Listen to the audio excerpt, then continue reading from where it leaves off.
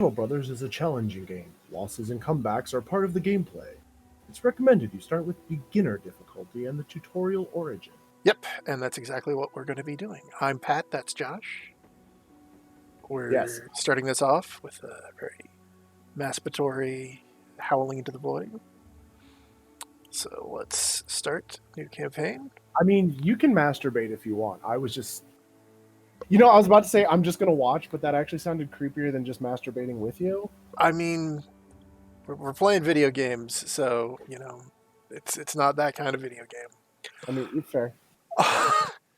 So We should do one of those games though. Just like pick a random Animu titty game and just do a let's play of it. sure, get your girlfriend on. She's a connoisseur of those, as I understand. Yeah. She could explain some things about it that maybe we wouldn't understand. Yeah, but that's for then. This is now. Yeah, this is our test run to make sure it works. Okay. Yep. So here's sort of the start. It's choosing the origin of the company. I'm moving my mouse cursor around a lot, I notice. The tutorial is I don't see your mouse cursor. You don't? Okay. Well, that's fine. You can rest assured. I can see when you're like mousing over because the tooltip will pop up, but I don't actually see the cursor itself. It's great. Sure. Okay. Well, there's a host of various options. We're going to be boring, I think, and start rebuilding a company unless like you see something that is like really exciting. No, I like as a test run, you could pick like how to farm rocks like as the tutorial you wanted to do, and I'd still be here. Oh, fair enough. So this is rebuilding a company. I mean, unless you wanted to turn our test run into something, you could do that too. I mean, we'll see. So this is the company name. What should the company name be? Game Day Cheese Posting. Okay.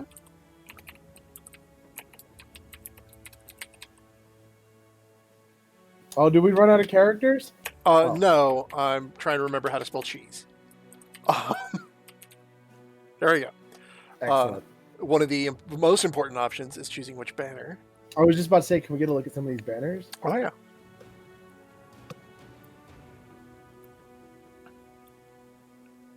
Just holler out if one looks good to you. Oh, yeah, no, I'm looking. Oh, skip the Hassa one. How many banners are there? There's a lot. I think we're almost looped. Because I feel like the weird ghost lady covered in snakes was pretty good. Okay. That feels like a Game Day cheese posting kind of banner. Sure. Well, let's loop back around to. There it is. The corpse with the snake. Yeah. Okay. That's a Game Day cheese posting banner if ever I've seen one. Fair enough. I doubt we're going to get anywhere with a late game crisis, but we'll just leave it at random. And then I'm a big baby. We're going to leave everything at beginner. Never do Iron Man. Never? Never. I mean, limiting yourself to a single save game that has the potential to corrupt and to destroy your progress. Wait, was this made by 2K? Not that I'm aware of. Oh. I don't think so. Yes, we're going to start. We'll get a nice loading screen. Hey, I see your cursor now. Oh, awesome. There it is. Where you been, little guy? The last battle. Yep. So are you detecting any kind of delay? No. Because like so far this seems to be like literally the solution we were looking for. Yeah, no, this seems pretty good. Okay. Yeah, so the start of the game is basically we're a mercenary company. We're tracking down this guy to kill him. But we got like ambushed and murderized. And so now we're the company commander.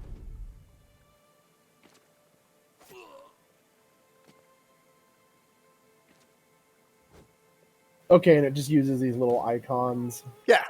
There's little paper doll guys. So I want this game to be successful because I want a sequel to include 3D models. sure. Um, I guess just to kind of give you the rundown, goes turn by turn. You can see the turn order down here at the bottom. Here is the name of the person. These are various stats. This is how many action points they have, how fatigued they are, their morale, The the cursor armor of their various disappeared. bits. Yep. Apparently, I can only see the cursor on loading screens. Well, fair enough. So yeah, action points, fatigue, morale, head armor, body armor, hit points. I sort of enjoy the smug look on Kunabert's face. Yeah, well, we'll see how long that lasts, or if Like it, he's kind of a smug asshole. well, maybe that'll help. And well, nope, did not hit. So we shot crossbow. We're gonna reload. So much for that unearned smugness. Exactly. So we're gonna move along, and so I assume the game has like some kind of mechanic for like recruiting additional people because oh yeah, it looks like this fight started literally with the CPU killing off like 2 of your dudes. yes, that is yeah. Like I said, it's a tutorial. We're rebuilding the company. Like all of these corpses used to be the company. Now it's just these 3 guys. So we're gonna move a little bit forward, but not too far, because we kind of want guys to come to us and exhaust themselves. Different weapons have different skills here just above the initiative track. So this guy's got a 2-handed axe, and so he can just do a very simple split man, which is direct. He can do a round swing, where he just swings the axe and hits everyone around him. Mm-hmm. Or he can split shields. That sounds pretty useful. Honestly. It is very useful. 2-handed axes can be pretty good. They can also be pretty frustrating, 2-handed weapons, especially early on. So I'm certain you'll end up seeing. So I'll end that turn. New round. Guys come up. We get. He almost killed your dude, like right there. Yeah, no. He did a lot of fucking damage. Well, I mean, a lot of it was to his armor. Armor is very important in this game. So yeah, there's that. So we've moved up. Now we have a spearman. Spears have a unique property in that they have a much higher chance to hit than any other weapon. Do they have any type of like reach? Like, can you reach across an extra like hex? There are weapons that do that. The standard spear that you have right here is not one of those, so you can only get guys in melee. Okay, so you have to be adjacent. Yeah, but you can see it's an 83% chance to hit. Yeah. So we stabbed him, broke through his armor, but we've used up kind of all of our action points. Another thing of note is we are in this guy's kind of zone of control. Like if you remember in D&D, attacks of opportunity. Yeah, happen within 5 feet. Yeah, it's basically the same thing. If you're like up in a guy's zone of control and you try to move through or away from it, it's gonna. He basically gets a free attack on you. Yeah. Oh, nice. Which is also useful because like morale down here, the enemies have morale as well, and if you break their morale, they run away. Nice. And of course, as part of running away, they trigger those attacks. So if you completely break someone's morale, they basically kind of become a non-issue. So we're going to try shooting this man point blank. And it worked very well. You probably saw some icons fly up. Mm-hmm. Those represent injuries. If you kind of hover, tooltip him. Yeah, I see it says like wounded, wavering. Wounded, wavering. But you can also see he's got a pierced hand now, which has various effects that we can't really see from here. If one of our characters was wounded, we would see those tooltips for ourselves. But we can't reload because we're engaged in melee. I do sort of like how the art aesthetic so far is like kind of like a more detailed like medieval painting. Yeah. So I've now gone into this guy's inventory, and he's got sort of on his belt a knife that we're going to swap to, since he is in melee now. And that We does it cost action points to change weapons in mid battle? Yes, yes, it does. There are perks that you can earn as these guys level up that can remove that cost. But for now, yes. Oh man, your axeman is looking kind of smug too. They all have a certain amount of smugness to them, I think. I mean, your spearman looks pretty resolved. Like he looks kind of stoic. Yeah. Landrick? Is it Landrick or Landrick? Landrick, I guess. I don't know. So we're going to try swinging an axe at this man. We have a pretty good chance to hit. And we chopped his head off. Oh god, you cut like holy shit. Yep. There goes his head. So yeah, we have a few action points left, so we're going to move over here and move next to him. Since this guy is now surrounded, that prompts a morale check, and so his morale is now worse. He's breaking.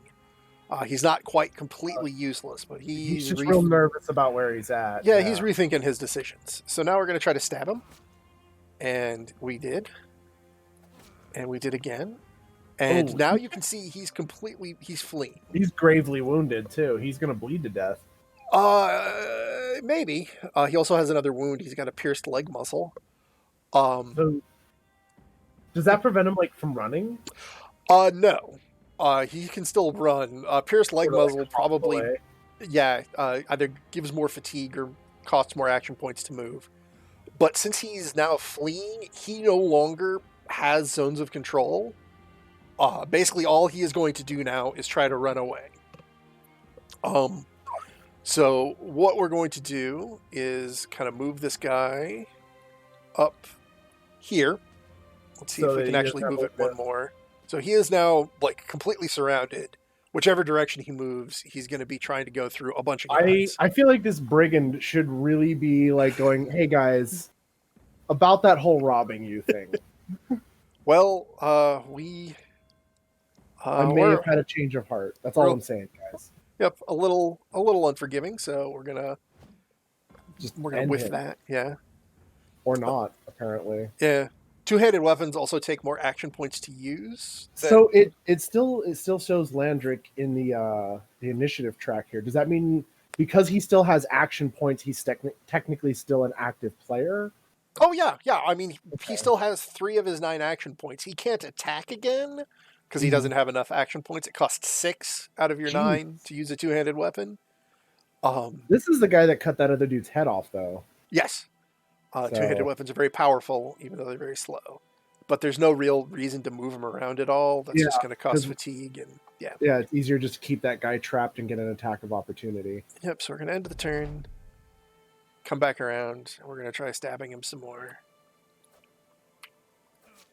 And there we go. We have reached the end of the fight.